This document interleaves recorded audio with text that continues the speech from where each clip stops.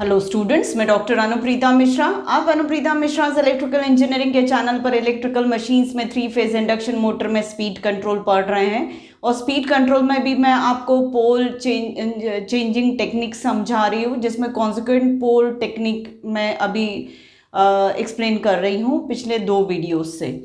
आज मैं बताने वाली हूँ कि कॉन्सिक्वेंट पोल टेक्निक जो होती है वो सिंगल फेज का कॉन्सेप्ट मैंने बताया था सबसे पहले। फिर मैंने उसको बताया था कि 3 फेज स्टेटर वाइंडिंग पर स्टार और डेल्टा कनेक्शन के लिए कैसे लेते हैं, और उस टाइप के 8 कनेक्शंस पॉसिबल थे। 2 series star, 2 parallel star, 2 delta series वाला और 2 डेल्टा पैरेलल वाला, ऐसे 8 कनेक्शंस पॉसिबल थे। पर वो 8 कनेक्शंस को हम कैटेगराइज कर सकते हैं 3 टाइप के डिफरेंट कैरेक्टरिस्टिक्स में, जो वो कैरेक्टरिस्टिक्स शो करते हैं। पहला कैरेक्टरिस्टिक्स होता है कांस्टेंट टॉर्क कैरेक्टरिस्टिक्स। तो ये 8 कनेक्शंस में से कुछ कनेक्शंस जो है वो कांस्टेंट टॉर्क कैरेक्टरिस्टिक्स शो करते हैं, मतलब कांस्टेंट टॉर्क डेवलप करते हैं। तो नेचुरली ये यूटिलाइज करूंगी वहां पर जहां पर कांस्टेंट टॉर्क की रिक्वायरमेंट है। दूसरा, वो नाटो कनेक्शंस में से कुछ कनेक्शंस रेफर करते हैं कांस्टेंट पावर कैरेक्टरिस्टिक्स को, मतलब उनका कैरेक्टरिस्टिक्स ये होता है कि उस पर्टिकुलर टाइप के कनेक्शंस में हम वेरिएशंस करें तो हमें कांस्टेंट पावर मिलती है। तो नेचुरली वो ड्राइव्स या वो रिक्वायरमेंट जहाँ पर कांस्टेंट पावर की रिक्वायरमेंट होती है वहाँ पर हम ये वाले कनेक्शंस को डिप्लॉय करेंगे। और वेरिएबल टॉर्क कैरेक्टरिस्टिक्स तीसरे टाइप की कैटेगरी होती है। तो वो 8 कनेक्शंस में से कुछ जो है उनसे हमें मिलते हैं वेरिएबल टॉर्क, जो कि हम जहाँ पर वेरिएबल टॉर्क ड्राइव हमें डिप्लॉय करनी पर्टिकुलर एप्लीकेशन पर, वहाँ पर हम इन कनेक्शंस को डिप्लॉय कर सकते हैं। तो सबसे पहले मैं आपको कांस्टेंट टॉर्क कैरेक्टरिस्टिक्स समझाने वाली हूँ। कांस्टेंट टॉर्क कैरेक्टरिस्टिक्स या कांस्टेंट टॉर्क कनेक्शंस जो बनते हैं वो सीरीज डेल्टा से और पैरेलल स्टार से बनते हैं। पर सीरीज डेल्टा कैसा होगा? A to B और C to D, मतलब ये लो speed series delta connected stator winding है। और पैरेलल वाला कैसा बनेगा? A to B हम करंट भेज रहे हैं, और D to C मतलब ये हाई स्पीड वाला स्टार कनेक्शन है स्टेटर वाइंडिंग का। तो अब इसमें मुझे ये बताना है यहाँ पर कि कांस्टेंट टॉर्क कैसे डेवलप हो रहा है। तो उसके लिए मैंने कुछ एब्रिविएशंस एज्यूम करके रखे हैं। ये एब्रिविएशंस मैं कॉमनली इन तीनों कैरेक्टरिस्टिक्स को एक्सप्लेन करने में यूज करूंगी। V जैसा कि मेरे लिए capital V line to line voltage, मतलब इसके बीच में V line to line voltage है, V line to line voltage और V line to line voltage.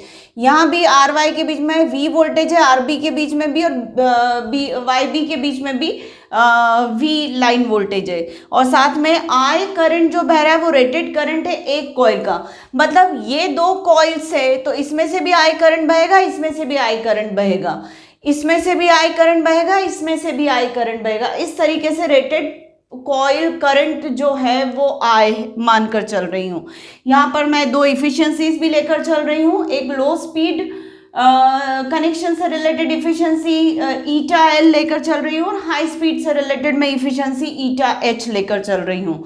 तो वही मैंने यहाँ एक्सप्लेन किया। और ऐसे ही मैं 2 पावर फैक्टर लेकर चल रही हूँ, कॉस थीटा L, मतलब ये पावर फैक्टर है लो स्पीड कनेक्शन का, और ये पावर फैक्टर है हाई स्पीड कनेक्शन का। तो चलिए कैसे हम समझ सकते हैं कांस्टेंट टॉर्क डेवलप कर रहे हैं ये। तो उससे पहले मैं समझाना चाह रही हूँ कि फिगर A में इन दोनों कॉइल ग्रुप्स में आई करंट बहेगा, और ये सीरीज में कनेक्टेड है, इसलिए इस पूरे फेज में से कितना करंट बह रहा है? पर फेज करंट I है। और अगर ये डेल्टा में पर फेज करंट I है तो line current √3 times of I हो जाएगा। ऐसे ही स्टार कनेक्शन में अगर दोनों कॉइल ग्रुप्स जो पैरेलल में कनेक्टेड है दोनों इंडिविजुअली I करंट कैरी कर रहा है, मतलब पर फेज का करंट जो होगा वो 2I होगा। यहाँ का करंट जो होगा वो 2I होगा, मतलब लाइन करंट भी कितना हो जाएगा? 2I। तो वही मैंने यहाँ पर लिखा है, पर फेज का करंट भी 2I है और लाइन करंट भी 2I है। अब अगर मैं आउटपुट को कंपेयर करूं लो स्पीड वाले डेल्टा कनेक्टेड स्टेटर वाइंडिंग को और हाई स्पीड वाली star connected parallel stator winding को, पैरेलल कॉइल ग्रुप्स वाली, तो LS आउटपुट मतलब लो स्पीड का आउटपुट अपॉन हाई स्पीड के आउटपुट को मैं कंपेयर कर रही हूँ। लो स्पीड का आउटपुट मतलब इनपुट इनटू इफिशिएंसी ले सकती हूँ मैं, output is always equal to, या efficiency is equal to output upon input, तो इसका मतलब output is equal to efficiency into input, तो वो वाला फॉर्मूला मैं यूज कर रही हूँ, efficiency of low speed into input of low speed, efficiency of high speed into input to the high speed connection. ऐसा इफिशियंसी को मैंने ईटा एल ऐसे लिया, ईटा एच यहाँ लिया, लो स्पीड इनपुट को मैं, अब इनपुट मतलब मैं √3 times of V L I L cos theta ले लूँ, या 3 times of V phase I phase cos theta ले लूँ, तो मैं यहाँ पर √3 V L I L cos theta ले रही हूँ, मतलब √3 into line voltage into line current into power factor, ऐसा करके लो स्पीड से रिलेटेड मैंने लाइन वोल्टेज V है, लाइन करंट √3 आए है और power factor cos theta L है इंटू ईटा एल, ऐसे करके ये पूरा ले लिया। ऐसे डिनोमिनेटर में भी मैंने स्टार से related √3V into 2I cos theta H into eta H ऐसा ले लिया। अब ये √3 2 इन सबको अगर मैं करती तो √3 तो कैंसिल हो गया, √3/2 0.866 होता है, तो वो लिख लिया, और बाकी V कैंसिल हो गया, I कैंसिल हो गया, बचा क्या, eta L into cos theta L upon eta H into cos theta H. ये जो है रेशो ये 0.68 आता है, वो इस हिसाब से कि जब लो स्पीड कनेक्शन है, मतलब नंबर ऑफ पोल्स ज़्यादा क्रिएट हुए हैं, तो लो स्पीड मशीन का जो होगा वो इफिशिएंसी भी लो होती है और लीकेज ऑफ फ्लक्स ज़्यादा होने की वजह से पावर फैक्टर भी पुअर होता है। तो इसलिए ये जो रेशो होगा उस डिनोमिनेटर बड़ा है और न्यूमरेटर छोटा है, तो उस वजह से ये रेशो जो लगभग मिलता है वो 0.68 मिलता है, तो 0.866 इंटू 0.68 0.588 हो जाता है। मतलब क्या समझ में आ रहा है कि लो स्पीड का आउटपुट हाई स्पीड के आउटपुट का एग्जैक्टली 50% होता है। मतलब ये तो क्लियर हो गया कि यहाँ पे पावर इक्वल नहीं होती है, लो स्पीड कॉम्बिनेशन की पावर और हाई स्पीड कॉम्बिनेशन की पावर सेम नहीं है। तो अब मुझे चेक करना है कि क्या टॉर्क कैसा है, तो टॉर्क चेक करने के लिए मैं फॉर्मूला यूज करी, power is equal to torque into speed, मतलब low speed torque upon high speed torque के लिए low speed torque is equal to power upon low speed. ये वाला जो है वो टॉर्क हो जाएगा लो स्पीड का और ये वाला टॉर्क हो जाएगा हाई स्पीड का। तो लो speed power upon high speed power का रेशियो तो अभी 0.588 आया, और हाई स्पीड जो होगी वो लो स्पीड के कंपैरिजन में हमेशा जस्ट डबल मिलती है। आपको बता चुकी हूँ कॉन्सिक्वेंट पोल टेक्निक में 1:2 से हमें वेरिएशन मिलता है स्पीड का, मतलब हाई स्पीड और लो स्पीड का रेशियो जो होगा वो 2 होगा, तो 0.588 इंटू 2 इज इक्वल टू 1.176, मतलब ये अप्रोक्सीमेटली 1 के equivalent, this is equivalent to 1। इसका मतलब टॉर्क हमें कैसा मिल रहा है, लो स्पीड कनेक्शन का जितना टॉर्क मिल रहा है उतना ही हाई स्पीड कनेक्शन का भी टॉर्क मिल रहा है। तो यहाँ पे हम पोल्स भी बदल सकते हैं और साथ में हमें टॉर्क भी सेम मेंटेन हो जाता है, ये यहाँ पर पॉसिबिलिटी है। यहाँ पर पोल्स ज़्यादा मिल रहे हैं, यहाँ पर पोल्स कम मिल रहे हैं, तो कम पोल्स जब रिक्वायर्ड होंगे, मतलब हाई स्पीड रिक्वायर्ड होगी तो हम ये वाली अरेंजमेंट करेंगे, और जब हमें इस ड्राइव में लो स्पीड रिक्वायर्ड होगी तो हम ये वाला अरेंज कनेक्शन कर देंगे। पर दोनों ही केसेस में टॉर्क में कोई वेरिएशन नहीं आने वाला है। अब मैं इससे आगे आपको इसके आगे का मैं टॉर्क स्पीड कैरेक्टरिस्टिक्स भी आपको समझा देती हूँ।